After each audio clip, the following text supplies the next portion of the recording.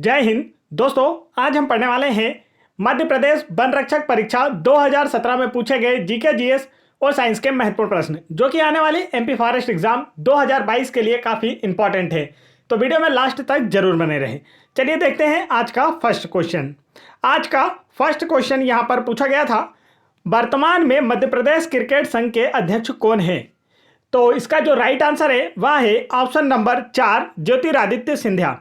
वर्तमान 2022 में भी मध्य प्रदेश क्रिकेट संघ के अध्यक्ष हैं ज्योतिरादित्य सिंधिया। और ज्योतिरादित्य सिंधिया जो है यह भारत के वर्तमान केंद्रीय नागरिक उड्डयन मंत्री हैं। आगे बढ़ते हैं नेक्स्ट क्वेश्चन की ओर। नेक्स्ट क्वेश्चन यहाँ पर पूछा गया था, मध्य प्रदेश में कितने ज्योतिर्लिंग मौजूद है? यह क्वेश्चन कांस्टेबल एग्जाम 2022 में भी पूछा गया, इसलिए काफ़ी इंपॉर्टेंट है। मध्य प्रदेश में कितने ज्योतिर्लिंग मौजूद है? तो इसका राइट आंसर है ऑप्शन नंबर 4 2। मध्य प्रदेश में 2 ज्योतिर्लिंग मौजूद है। पहला ज्योतिर्लिंग महाकालेश्वर मंदिर उज्जैन में स्थित है जो कि क्षिप्रा नदी के तट पर स्थित है, तथा दूसरा ज्योतिर्लिंग ओमकारेश्वर में ओमकारेश्वर ममलेश्वर ज्योतिर्लिंग स्थित है जो नर्मदा नदी के तट पर स्थित है। आगे बढ़ते हैं नेक्स्ट क्वेश्चन की ओर। नेक्स्ट क्वेश्चन यहाँ पर पूछा गया था, Laxmibai national institute of physical education Madhya Pradesh के किस जिले में स्थित है? तो इसका राइट आंसर आप लोगों को दिए गए ऑप्शंस के अनुसार बताना है। इसका करेक्ट आंसर होगा option number 4 Gwalior. Laxmibai national institute of physical education Madhya Pradesh के ग्वालियर जिले में स्थित है। आगे बढ़ते हैं नेक्स्ट क्वेश्चन की ओर। नेक्स्ट क्वेश्चन यहाँ पर पूछा गया था, मध्य प्रदेश का प्रसिद्ध तीर्थ स्थल चित्रकूट किस जिले में स्थित है? तो इसका जो राइट आंसर है वह है ऑप्शन नंबर 3 सतना जिले में। मध्य प्रदेश का प्रसिद्ध तीर्थ स्थल चित्रकूट जो है यह सतना जिले में स्थित है। चित्रकूट शहर मंदाकिनी नदी के किनारे स्थित है और यह स्थल जो है भगवान श्री राम से संबंधित है। अक्सर एग्जाम में पूछा जाता है, इसलिए आप इसे याद रखेंगे। आगे बढ़ते हैं नेक्स्ट क्वेश्चन की ओर। नेक्स्ट क्वेश्चन यहाँ पर पूछा गया था और पिछले क्वेश्चन से एक क्वेश्चन कांस्टेबल एग्जाम 2022 में पूछा गया था कि चित्रकूट शहर जो है या किस नदी के किनारे स्थित है? तो आंसर होगा मंदाकिनी नदी के किनारे। नेक्स्ट क्वेश्चन यहाँ पर है, मध्य प्रदेश क्रिकेट टीम में निम्नलिखित में से किस स्टेडियम में रणजी ट्रॉफी में अपने घरेलू मैदान में अधिकांश खेलती है? तो इसका जो राइट आंसर है वह है ऑप्शन नंबर 2 होलकर स्टेडियम में। और जो होलकर स्टेडियम है यह इंदौर में स्थित है। नेक्स्ट क्वेश्चन यहाँ पूछा गया था, निम्नलिखित जिलों में से किस जिले में भारत सरकार ने हाल ही में एक मेगा फूड पार्क स्थापित करने का निर्णय लिया है? तो इसका जो राइट आंसर है वह है ऑप्शन नंबर 4 मंदसौर में। भारत सरकार ने हाल ही में मंदसौर में एक मेगा फूड पार्क स्थापित करने का निर्णय लिया है और यह क्वेश्चन 2016 का करंट अफेयर था, इसलिए यह आपको याद नहीं रखना है। आप बतौर ये याद रख सकते हैं जीके के तौर पर कि मध्य प्रदेश में जो सबसे बड़ा मेगा फूड पार्क खोला गया वह कहाँ? तो मंदसौर में। ये आप याद रख सकते हैं। निम्न में से कौन सी कंपनी होशंगाबाद में अभिनव प्रकार का बॉटलिंग प्लांट स्थापित करेगी? तो इसका जो राइट आंसर है वह है ऑप्शन नंबर 2 कोको कोला। तो यह भी 2016 का करंट अफेयर था, इसे भी आपको याद नहीं रखना है। नेक्स्ट क्वेश्चन यहाँ पर पूछा गया था, निम्नलिखित नदियों में से कौन सी अरब सागर में मिलती है? 4 ऑप्शन आपको दिए गए हैं और पूछा गया है इनमें से कौन सी नदी अरब सागर में मिलती है? तो इसका जो राइट आंसर है वह है ऑप्शन नंबर 4 ताप्ती नदी जो है यह अरब सागर में मिलती है। ताप्ती नदी का उद्गम बैतूल जिले के मुल्ताई से होता है। यह पश्चिम दिशा की ओर बहती हुई खंबात की खाड़ी अरब सागर में गिरती है। यह अपने मुहाने पर एस्चुरी का निर्माण करती है। आगे बढ़ते हैं नेक्स्ट क्वेश्चन की ओर। नेक्स्ट क्वेश्चन यहाँ पर पूछा गया था, मध्य प्रदेश के निम्नलिखित क्षेत्रों में से कौन से क्षेत्र में मानसून के दौरान सबसे कम वर्षा होती है? तो इसका जो राइट आंसर है वह है ऑप्शन नंबर 1 उत्तर पश्चिम क्षेत्र में मध्य प्रदेश में मानसून के दौरान सबसे कम वर्षा होती है। मध्य प्रदेश में सबसे कम वर्षा वाला जो क्षेत्र है वह भिंड है। अक्सर एग्जाम में पूछा जाता है कि मध्य प्रदेश में सबसे कम वर्षा क्षेत्र वाला स्थान कौन सा है, जिसमें भिंड जिला भी ऑप्शन में दिया होता है और यही राइट आंसर होता है। तथा सबसे अधिक वर्षा वाला क्षेत्र पचमढ़ी है। पचमढ़ी होशंगाबाद जिले में स्थित है। नेक्स्ट क्वेश्चन यहाँ पर पूछा गया था, निम्न में से कौन से गीतकार का जन्म मध्य प्रदेश में हुआ था? तो इसका जो राइट आंसर है वह है ऑप्शन नंबर 1, जावेद अख्तर का जन्म मध्य प्रदेश में हुआ था। और इनका जन्म जो है यह मध्य प्रदेश के ग्वालियर में हुआ था, इसे भी आपको याद रखना है। आगे बढ़ते हैं नेक्स्ट क्वेश्चन की ओर। दोस्तों, यदि आपने अभी तक वीडियो को लाइक नहीं किया है तो फटाफट वीडियो को लाइक कर दें, और चैनल पर पहली बार आए हैं तो चैनल को जरूर सब्सक्राइब कर लें, क्योंकि यह चैनल आप लोगों को एमपी फॉरेस्ट एग्जाम में सिलेक्शन दिलाने वाला है। जी हाँ दोस्तों, यदि आप लोगों को एमपी जीके की 1250 प्लस बेस्ट क्वेश्चन की पीडीएफ फाइल डाउनलोड करना है तो आप वीडियो के डिस्क्रिप्शन में दी गई लिंक पर क्लिक करके आसानी से डाउनलोड कर सकते हैं। चलिए आगे बढ़ते हैं। नेक्स्ट क्वेश्चन यहां पूछा गया था, निम्नलिखित में से कौन सा राज्य मध्य प्रदेश के दक्षिण में है? तो इसका जो राइट आंसर है वह है ऑप्शन नंबर, यहां पर जो 4 ऑप्शन आपको दिए गए हैं पहले आप देख लेंगे। तो इसका जो राइट आंसर है वह है ऑप्शन नंबर 4, महाराष्ट्र राज्य जो है यह मध्य प्रदेश के दक्षिण में स्थित है। मध्य प्रदेश का दक्षिणतम जिला बुरहानपुर है। बुरहानपुर स्थित असीरगढ़ किले को दक्षिण का प्रवेश द्वार कहा जाता है। तो यह क्वेश्चन कांस्टेबल एग्जाम 2022 में पूछा गया। 4 जिलों के नाम दिए गए और उनमें से पूछा गया इनमें से किसे दक्षिण का प्रवेश द्वार कहा जाता है। तो आंसर था बुरहानपुर, क्योंकि बुरहानपुर मध्य प्रदेश का सबसे दक्षिणी जिला है और इसी के अंतर्गत स्थित असीरगढ़ किले को मध्यकालीन युग में दक्षिण का प्रवेश द्वार कहा जाता था। आगे बढ़ते हैं नेक्स्ट क्वेश्चन की ओर। नेक्स्ट क्वेश्चन यहां पर पूछा गया था, गोंड जनजाति के पुजारी किसे कहा जाता है? 4 ऑप्शन आपको दिए गए हैं और पूछा गया है गोंड जनजाति के पुजारी किसे कहा जाता है। तो इसका जो राइट आंसर है वह है ऑप्शन नंबर 4, देवरी को गोंड जनजाति के पुजारी कहा जाता है। गोंड भारत की सबसे बड़ी जनजाति तथा मध्य प्रदेश की दूसरी सबसे बड़ी जनजाति है। इनकी मुख्य भाषा गोंडी होती है।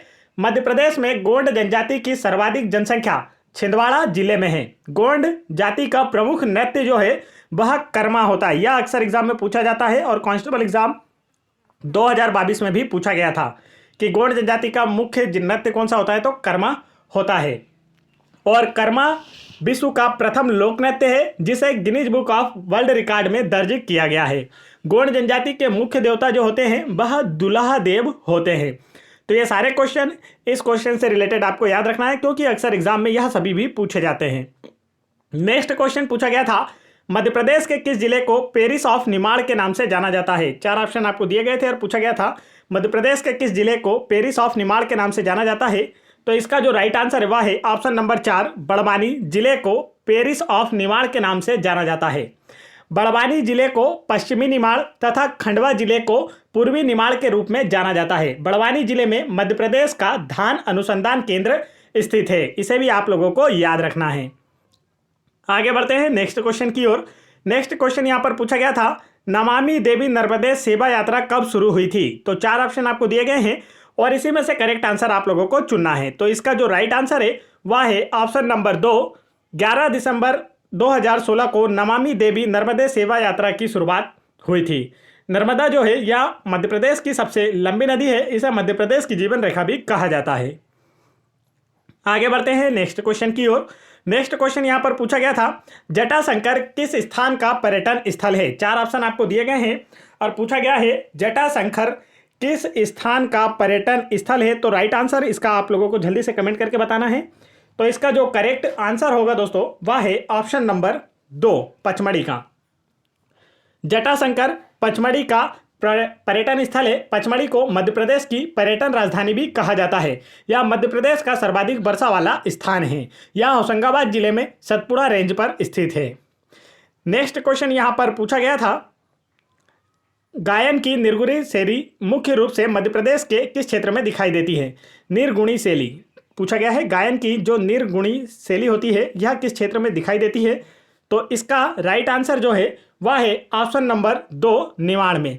गायन की निर्गुणी शैली मुख्य रूप से निमाड़ क्षेत्र में दिखाई देती है। निमाड़ में 15वीं सदी में संत सिंगाजी महाराज एक प्रमुख निर्गुण संत कवि थे। आगे बढ़ते हैं नेक्स्ट क्वेश्चन की ओर। नेक्स्ट क्वेश्चन यहां पर पूछा गया था, प्रसिद्ध बॉलीवुड अभिनेता और गायक किशोर कुमार का जन्म कहां हुआ था? तो इसका जो राइट आंसर है वह है ऑप्शन नंबर 1, खंडवा में। प्रसिद्ध बॉलीवुड अभिनेता और गायक किशोर कुमार जी का जन्म खंडवा में हुआ था। यह एक पार्श्व गायक थे। इनका वास्तविक नाम आभास कुमार गांगुली था। कांस्टेबल एग्जाम 2022 में पूछा गया प्रश्न और एसआई एग्जाम 2017 में भी यह क्वेश्चन पूछा गया था कि किशोर कुमार का मूल नाम क्या था। तो आपको याद रखना है आभास कुमार गांगुली, और इनका समाधि स्थल खंडवा में है। यह क्वेश्चन भी कांस्टेबल एग्जाम 2022 में पूछा गया। आगे बढ़ते हैं नेक्स्ट क्वेश्चन की ओर। दोस्तों, यदि आप लोगों को MP police constable exam 2016, 2017, 2022, MP SI exam 2016, 2017 और MP patwari exam 2017, MP forest exam 2017, इन सभी के प्रीवियस ईयर पेपर के वीडियोस देखना है तो आप चैनल की प्लेलिस्ट में जाकर आसानी से देख सकते हैं। और यदि आप लोगों को एमपी जीके के बेस्ट क्वेश्चंस की वीडियो देखना है तो भी आप चैनल की प्लेलिस्ट में जाकर देख सकते हैं, जहां पर आप लोगों को एमपी के करंट अफेयर से रिलेटेड क्वेश्चन भी देखने को मिलेंगे। तो फटाफट प्लेलिस्ट में जाएं, और यदि आपने अभी तक चैनल को सब्सक्राइब नहीं किया तो चैनल को जरूर सब्सक्राइब कर लें। नेक्स्ट क्वेश्चन यहाँ पर पूछा गया था, डॉक्टर विष्णु श्रीधर बांकड़कर निम्न में से किसकी खोज से संबंधित है। तो इसका जो राइट आंसर है वह है ऑप्शन नंबर 3, भीमबेटका चित्रकारी से। डॉक्टर विष्णु श्रीधर बांकड़कर भीमबेटका चित्रकारी खोज से संबंधित है। इन्होंने भीमबेटका की खोज की थी। भीमबेटका रायसेन जिले के अब्दुल्लागंज के निकट स्थित आदिमानव काल की शैलाश्रय है। इसे यूनेस्को ने अपने विश्व धरोहर स्थल में शामिल किया है। तो यह क्वेश्चन कांस्टेबल एग्जाम 2022 में पूछा गया कि भीमबेटका की खोज किसने की थी। तो आंसर होगा विष्णु श्रीधर बांकड़कर ने। और यह किस जिले में है यह भी पूछा गया था, तो रायसेन जिले में। तो काफी इंपॉर्टेंट क्वेश्चन हमेशा एग्जाम में पूछा जाता है। एमपी गवर्नमेंट की कोई सी भी एग्जाम हो, भीमबेटका से एक क्वेश्चन जरूर आता है, इसे आप याद रखेंगे। नेक्स्ट क्वेश्चन यहाँ पूछा गया था, मियां तानसेन का मकबरा कहाँ स्थित है। तो इसका जो राइट आंसर है वह है ऑप्शन नंबर 4, ग्वालियर में। मियां तानसेन का मकबरा जो है यह ग्वालियर में स्थित है। तानसेन का मूल नाम रामतनु पांडे था। यह सम्राट अकबर का दरबारी कवि था। इनके मकबरे के समीप प्रत्येक वर्ष ग्वालियर में तानसेन समारोह का आयोजन किया जाता है। आगे बढ़ते हैं नेक्स्ट क्वेश्चन की ओर। नेक्स्ट क्वेश्चन यहाँ पर पूछा गया था, संगीत क्षेत्र में युवाओं के बीच रचनात्मकता को प्रोत्साहित करने के लिए वर्ष 1992-93 में किस पुरस्कार की स्थापना की गई थी। तो इसका राइट आंसर होगा ऑप्शन नंबर 1, कुमार गंधर्व पुरस्कार। संगीत के क्षेत्र में युवाओं के बीच रचनात्मकता को प्रोत्साहित करने के लिए वर्ष 1992-93 में कुमार गंधर्व पुरस्कार की शुरुआत की गई थी। और इस पुरस्कार की जो पुरस्कार राशि होती है वह 1.25 लाख रुपये होती है। तो यह भी आप याद रख सकते हैं। सारे पुरस्कारों की पुरस्कार राशि आपको याद होना चाहिए, मध्य प्रदेश सरकार के द्वारा जितने भी अवार्ड दिए जाते हैं। दोस्तों, अब हम इसी शिफ्ट में 25 जुलाई 2017 की फर्स्ट शिफ्ट में पूछे गए साइंस के क्वेश्चन देखने वाले हैं। तो चलिए स्टार्ट करते हैं। फर्स्ट क्वेश्चन यहाँ पूछा गया था, सोडियम हाइड्रोक्साइड होता है। 4 ऑप्शन आपको दिए गए हैं, कमजोर अम्ल, कमजोर क्षार, मजबूत अम्ल या मजबूत क्षार। सोडियम हाइड्रोक्साइड इनमें से क्या होता है आपको यह बताना है। तो इसका जो राइट आंसर है वह है ऑप्शन नंबर 4, मजबूत क्षार होता है। सोडियम हाइड्रोक्साइड का सूत्र होता है NaOH और यह क्षारी होता है, साथ ही यह मजबूत क्षार होता है। पीएच स्केल पर 7 से अधिक मान वाले विलयन क्षारी होते हैं, यह आपको याद रखना है। और पीएच स्केल की खोज किसने की थी? सोरेनसन ने। और 7 से कम मान वाले जो विलयन होते हैं वह अम्लीय होते हैं, और जिनका मान 7 होता है वह उदासीन होते हैं। तो ये तीनों ही चीज़ें आपको याद होना चाहिए। नेक्स्ट क्वेश्चन यहाँ पूछा गया था, स्नेहक तेलों का प्रयोग सतह को बनाता है। 4 ऑप्शन आपको दिए गए हैं, चिकना, बहुत अधिक खुरदुरा, कोई प्रभाव नहीं या खुरदुरा। तो इसका जो राइट आंसर है वह है ऑप्शन नंबर 1, चिकना बनाता है। स्नेहक तेलों लुब्रिकेंट्स का यूज करने से सतह चिकनी हो जाती है, स्मूथ हो जाती है। स्नेहकों का उपयोग मशीनों में घर्षण कम करने के लिए किया जाता है। आगे बढ़ते हैं नेक्स्ट क्वेश्चन की ओर। नेक्स्ट क्वेश्चन यहाँ पूछा गया था, पेट्रोलियम से उपयोगी अंश को पृथक करने की प्रक्रिया को क्या कहा जाता है। तो इसका जो राइट आंसर है वह है ऑप्शन नंबर 4, संशोधन कहा जाता है। पेट्रोलियम से उपयोगी अंश को पृथक करने की प्रक्रिया को संशोधन कहा जाता है। आगे बढ़ते हैं नेक्स्ट क्वेश्चन की ओर। नेक्स्ट क्वेश्चन यहाँ पर पूछा गया था, वस्तु का प्रतिबिंब कहाँ बनता है। 4 ऑप्शन आपको दिए गए हैं और पूछा गया है, किसी वस्तु का प्रतिबिंब हमारी आंखों के किस भाग पर बनता है। तो इसका जो राइट आंसर है वह है ऑप्शन नंबर 4, रेटिना पर। किसी भी वस्तु का प्रतिबिंब हमारी आंखों के रेटिना पर बनता है। रेटिना पर बना प्रतिबिंब वास्तविक तथा उल्टा होता है। आगे बढ़ते हैं नेक्स्ट क्वेश्चन की ओर। नेक्स्ट क्वेश्चन यहाँ पर पूछा गया था, दाब के लिए क्या सूत्र होता है। 4 ऑप्शन आपको दिए गए हैं और दाब का सूत्र आपसे पूछा गया है। तो इसका राइट आंसर है ऑप्शन नंबर 2, बल बटे क्षेत्रफल। दाब का सूत्र अर्थात प्रेशर का सूत्र होता है P = F/A। एकांक क्षेत्रफल पर लगने वाले बल को दाब कहते हैं। किसी एकांक क्षेत्रफल पर लगने वाले बल को क्या कहा जाता है? दाब कहा जाता है। आगे बढ़ते हैं नेक्स्ट क्वेश्चन की ओर। नेक्स्ट क्वेश्चन पूछा गया था, धारा का एसआई मात्रक क्या होता है? पूछा गया था धारा का एसआई मात्रक क्या होता है? तो इसका राइट आंसर है ऑप्शन नंबर 1 एम्पियर। धारा का एसआई मात्रक एम्पियर होता है।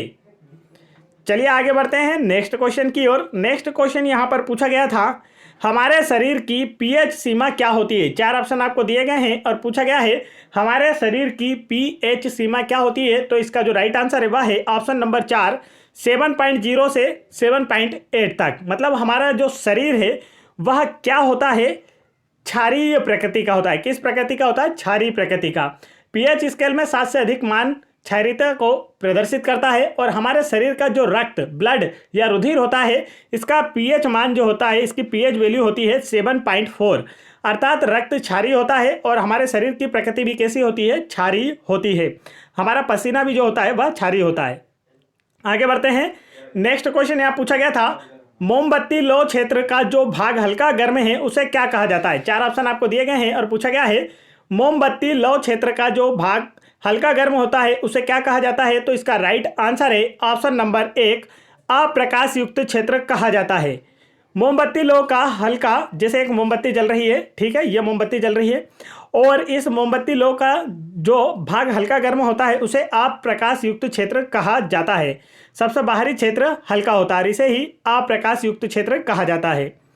नेक्स्ट एक क्वेश्चन और आपसे मोमबत्ती से पूछा जाता है। कांस्टेबल एग्जाम 2022 में पूछा गया कि मोमबत्ती का कौन सा भाग सबसे गर्म होता है? तो वहां पर रंगों के प्रकार पीला, नीला इस तरीके से दिया गया था। तो मोमबत्ती या जहां भी आग जलती है आप देखेंगे तो जो भाग नीला दिखाई देता है वह सर्वाधिक गर्म होता है। यह आपको याद रखना है। नेक्स्ट क्वेश्चन यहाँ पूछा गया था, रहट तथा ढेकली क्या है? 4 ऑप्शन आपको दिए गए हैं और पूछा गया है रहट तथा ढेकली क्या होते हैं? तो इसका जो राइट आंसर है वह है ऑप्शन नंबर 2 सिंचाई के पारंपरिक तरीके हैं। रहट तथा ढेकली सिंचाई के पारंपरिक तरीके हैं, पुरानी विधियां हैं सब सिंचाई करने की। नेक्स्ट क्वेश्चन यहाँ पर पूछा गया था, कोशिका की वृद्धि नियंत्रित होती है? 4 ऑप्शन आपको दिए गए हैं और पूछा गया है किसके द्वारा कोशिका की वृद्धि नियंत्रित होती है? तो इसका जो राइट आंसर है वह है ऑप्शन नंबर 1 केंद्रक के द्वारा। केंद्रक के द्वारा कोशिका की वृद्धि नियंत्रित होती है। कोशिका के समस्त कार्यों का नियंत्रण केंद्रक द्वारा होता है। केंद्रक में गुणसूत्र पाए जाते हैं। चलिए आगे बढ़ते हैं नेक्स्ट क्वेश्चन की ओर। और ये रहा हमारा नेक्स्ट क्वेश्चन, निम्न में से कौन सी संकटग्रस्त जाति नहीं है? 4 ऑप्शन आपको दिए गए हैं और पूछा गया है इनमें से कौन सी एक संकटग्रस्त जाति नहीं है?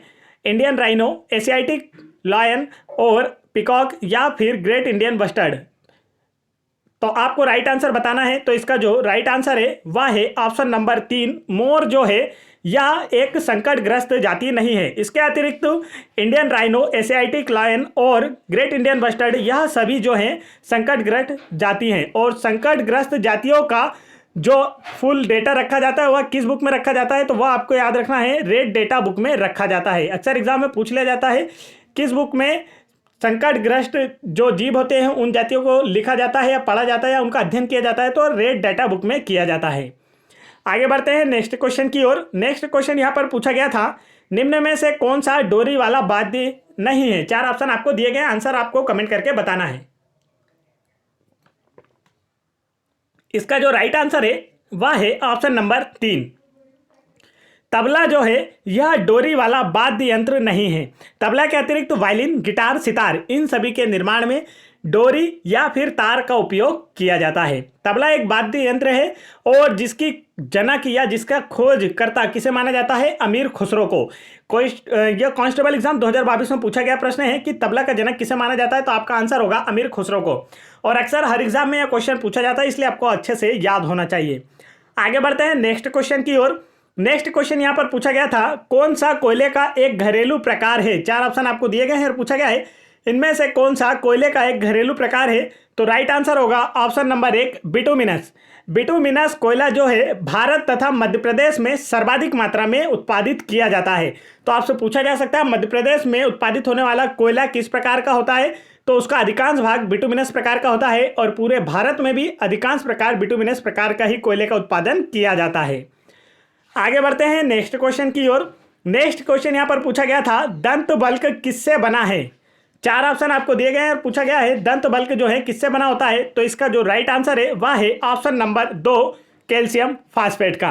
दंत बल्क या जिसे हम इंग्लिश में इनेमेल भी कहते हैं, यह कैल्शियम फास्फेट का बना होता है और यह मानव शरीर का सबसे कठोरतम भाग होता है। तो अक्सर एग्जाम में पूछा जाता है मानव शरीर का सबसे कठोरतम भाग कौन सा होता है, तो आपका आंसर होगा इनेमल।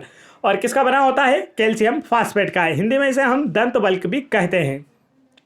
आगे बढ़ते हैं नेक्स्ट क्वेश्चन की ओर। नेक्स्ट क्वेश्चन यहां पर पूछा गया था, एक पट्टी पर स्थित एक जल बूंद पट्टी की बारीक सिराओं का आवर्तित प्रतिबिंब बनाती है, किसके कारण। 4 ऑप्शन आपको दिए गए हैं और पूछा गया इनमें से किस परिवर्तन के कारण आवर्तित प्रतिबिंब बनता है। तो इसका जो राइट आंसर है वह है ऑप्शन नंबर 1 अपवर्तन के कारण। अपवर्तन के कारण एक पट्टी पर स्थित एक जल बूंद पट्टी की बारीक सिराओं का आवर्तित प्रतिबिंब बनाती है। आगे बढ़ते हैं नेक्स्ट क्वेश्चन की ओर। नेक्स्ट क्वेश्चन यहां पर पूछा गया था, इलियम है। 4 ऑप्शन आपको दिए गए हैं, पूछा गया है इलियम क्या होता है। तो इसका जो राइट आंसर है वह है ऑप्शन नंबर 1 छोटी आंत के अंतिम भाग को इलियम के नाम से जाना जाता है। तो छोटी भाग का जो अंतिम भाग होता है वह कैसा क्या होता है, इलियम होता है। इसे हम इलियम के नाम से जानते हैं। छोटी आंत में भोजन का पूर्णतः पाचन होता है। कांस्टेबल एग्जाम 2022 में पूछा गया प्रश्न है कि मानव शरीर में भोजन का पूर्णतः पाचन कहाँ होता है, तो छोटी आंत में। और भोजन का पाचन का प्रारंभ कहाँ से होता है, तो वह मुख से होता है। आगे बढ़ते हैं और एक क्वेश्चन और अक्सर एग्जाम में पूछा जाता है कि मानव शरीर में जल का अवशोषण कहाँ होता है। तो आपको आंसर याद रखना है, बड़ी आंत में। नेक्स्ट क्वेश्चन यहाँ पर पूछा गया था, निम्न में से कौन से जंतु में अंतः निषेचन होता है। 4 ऑप्शन आपको दिए गए हैं और पूछा गया है मछली, सरीसृप और मेंढक, इनमें से किस में अंतः निषेचन होता है या फिर इन तीनों में नहीं होता है। तो इसका जो राइट आंसर है वह है ऑप्शन नंबर 3 सरीसृप। सरीसृप अर्थात रेप्टाइल वर्ग के जो जीव होते हैं इनमें अंतः निषेचन होता है। जब निषेचन मादा शरीर के अंदर होता है तो उसे अंतः निषेचन कहते हैं। अधिकतर जंतुओं में निषेचन शरीर के अंदर होता है, मानवों में भी निषेचन शरीर के अंदर ही होता है। आगे बढ़ते हैं नेक्स्ट क्वेश्चन की ओर। नेक्स्ट क्वेश्चन यहाँ पर पूछा गया था, वृक्क की सबसे छोटी कार्यात्मक इकाई क्या है। 4 ऑप्शन आपको दिए गए हैं और पूछा गया है वृक्क की सबसे छोटी कार्यात्मक इकाई क्या है। तो इसका जो राइट आंसर है वह है ऑप्शन नंबर 3 नेफ्रॉन जो है यह वृक्क की सबसे छोटी कार्यात्मक इकाई होती है। मानव शरीर में एक जोड़ी वृक्क पाए जाते हैं जिनका भार लगभग 150 ग्राम होता है। तो यह भी आपको याद रखना, अक्सर एग्जाम में पूछे जाने वाले क्वेश्चन हैं। आगे बढ़ते हैं नेक्स्ट क्वेश्चन की ओर। नेक्स्ट क्वेश्चन यहाँ पर पूछा गया था, एक मोटे कंबल की तुलना में 2 पतले कंबल अधिक गर्मी प्रदान करते हैं, क्यों। तो यह क्वेश्चन कांस्टेबल एग्जाम 2022 में भी पूछा गया। काफ़ी इंपॉर्टेंट क्वेश्चन हर एग्जाम में पूछा जाता है, साइंस का काफ़ी लॉजिकल क्वेश्चन है। तो इसका जो राइट आंसर है वह है ऑप्शन नंबर 3। यदि आप लोगों को कांस्टेबल एग्जाम 2022 की सभी शिफ्टों का, जितनी भी शिफ्ट हुई 8 जनवरी से लेकर जितनी भी शिफ्ट हुई हैं, इन सभी का फुल एनालिसिस देखना है डेली दोनों शिफ्टों का, तो आप चैनल की प्लेलिस्ट में जाकर वहां आसानी से देख सकते हैं सभी सटीक क्वेश्चन जो एग्जाम में पूछे गए थे। हमने स्टूडेंट के एनालिसिस लेने के बाद आप लोगों को बताया था। और यदि आप लोग जिन्होंने उन्हें नहीं देखा है वह उन क्वेश्चन को भी जाके देख सकते हैं कि पेपर कैसा आया था और किस प्रकार के क्वेश्चन पूछे गए थे। और हम उसी के हिसाब से आप लोगों के उसी एग्जाम के पैटर्न के आधार पर, आप लोगों के सिलेबस के आधार पर आप लोगों की बेहतर तैयारी कराएंगे, जिससे आपका सिलेक्शन हो पाए। तो चैनल को तुरंत सब्सक्राइब कर लें ताकि आने वाली नई जो बेस्ट क्वेश्चन की वीडियो है आप तक आसानी से पहुँचते रहें। नेक्स्ट क्वेश्चन यहाँ पूछा गया था, तो यहाँ पर एक मोटे कंबल की तुलना में 2 पतले कंबल अधिक गर्मी प्रदान करते हैं, क्यों। तो इसका राइट आंसर ऑप्शन नंबर 3 2 पतले कंबलों के मध्य फंसी हुई वायु इससे होकर उष्मा को प्रभावित नहीं होने देती है, क्योंकि वायु उष्मा की कुचालक होती है। देखिए, एक मोटा कंबल ओढ़ने पर और 2 पतले कंबल ओढ़ने में क्या फ़र्क है। 2 पतले कंबलों को जब ओढ़ा जाता है तो इनके बीच में जो वायु होती है वह शरीर की गर्मी को बाहर नहीं जाने देती। यह शरीर की गर्मी पहले कंबल में ही रुक जाती है और दूसरे कंबल तक जाकर यह बाहर नहीं हो पाती। क्यों। तो इसका रीज़न है इसके बीच में जो वायु भरी है यह उष्मा की कुचालक होती है। अब जब यह उष्मा की कुचालक होती है तो यह वायु उष्मा को यहाँ तक, इस वाले कंबल तक नहीं जाने देती। अब जब यहाँ तक नहीं पहुँचती है तो उष्मा बाहर नहीं जाती, शरीर के अंदर ही बनी रहती है। इसलिए 2 पतली चादर ओढ़ने पर एक मोटी चादर ओढ़ने की अपेक्षा अधिक गर्मी महसूस होती है। आगे बढ़ते हैं नेक्स्ट क्वेश्चन की ओर। नेक्स्ट क्वेश्चन यहाँ पर पूछा गया था, हर्ष किसका मात्रक है। 4 ऑप्शन आपको दिए गए हैं और पूछा गया है हर्ष जो है वह किसका मात्रक होता है। तो इसका राइट आंसर है ऑप्शन नंबर 1, आवृत्ति का मात्रक होता है। हर्ष जो है यह आवृत्ति का मात्रक होता है। तो चलिए आगे बढ़ते हैं। तो यह क्वेश्चन हमारा हो चुका है। तो दोस्तों यह सेशन यहीं पर समाप्त होता है। तो वीडियो पसंद आया तो वीडियो को लाइक करें और चैनल को जरूर सब्सक्राइब कर लें। और यदि आप लोगों को एमपी गवर्नमेंट के किसी भी exam, MP police constable exam, MP SI exam, MP patwari exam, MP forest exam, MP group 2 group 4 exam और RRB group D exam, RRB NTPC exam, ALP exam, इन सभी एग्जाम्स के प्रीवियस ईयर पेपर्स के videos देखना है तो आप उन्हें चैनल की प्लेलिस्ट में जाकर देख सकते हैं, जिससे आप लोगों की बेहतर प्रिपरेशन हो पाएगी और आप लोगों का भी फॉरेस्ट एग्जाम में सिलेक्शन हो पाएगा। जय हिंद।